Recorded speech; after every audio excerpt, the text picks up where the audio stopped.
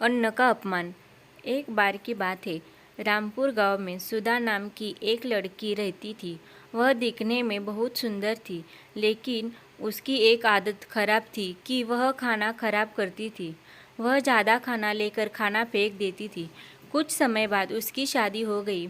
उसकी सास ने उसको तिजोरी की चाबी और बाकी सभी जिम्मेदारियां सौंप दी और बोला कि वह अभी तक अच्छे से घर चलाती आई है, अब सुधा को सही से घर चलाना है।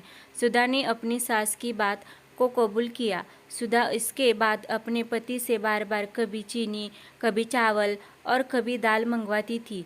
जब उसकी सास को इस बारे में पता चला तो वह सुधा को बोली कि तुम महीने भर का राशन एक बार में क्यों नहीं मंगवाती।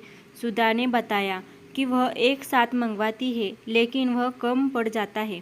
सुधा की सास ने इसके बाद पता लगाने के लिए कि राशन कहाँ जाता है, रसोई में थोड़ी नज़र रखनी शुरू कर दी।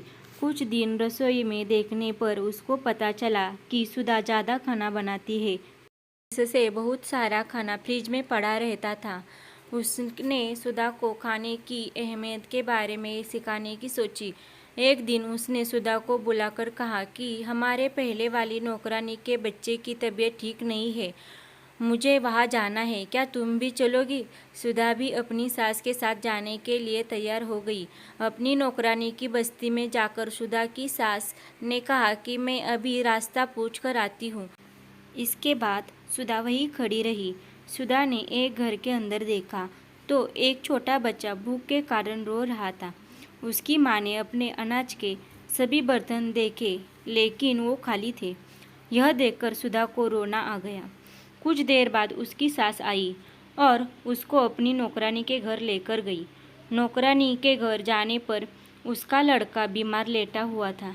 जब सुधा की सास ने बीमारी का कारण पूछा तो नौकरानी ने कहा कि एक घर से बचा हुआ भोजन लेकर आई थी, लेकिन उसको नहीं पता था कि वह खाना खराब था, जिससे उसके बेटे की तबीयत खराब हो जाएगी। यह कहकर वह रोने लगी। कुछ देर के बाद सुधा और उसकी सास अपने घर आ गए। घर आने पर सुधा अपनी सास के गले लगकर रोने लगी। जब उसकी सास ने कारण पूछा तो सुधा ने बताया कि मैं खाने को कितना बर्बाद करती थी और किसी को खाने के लिए 2 वक्त की रोटी भी नहीं है। उसने कहा कि अब से वह खाने को कभी बर्बाद नहीं करेगी। सुधा को खाने की कीमत महसूस होने पर उसकी सास खुश थी। सीख। इस कहानी से हमें यह सीख मिलती है कि हमें अन्न को कभी भी बर्बाद नहीं करना चाहिए।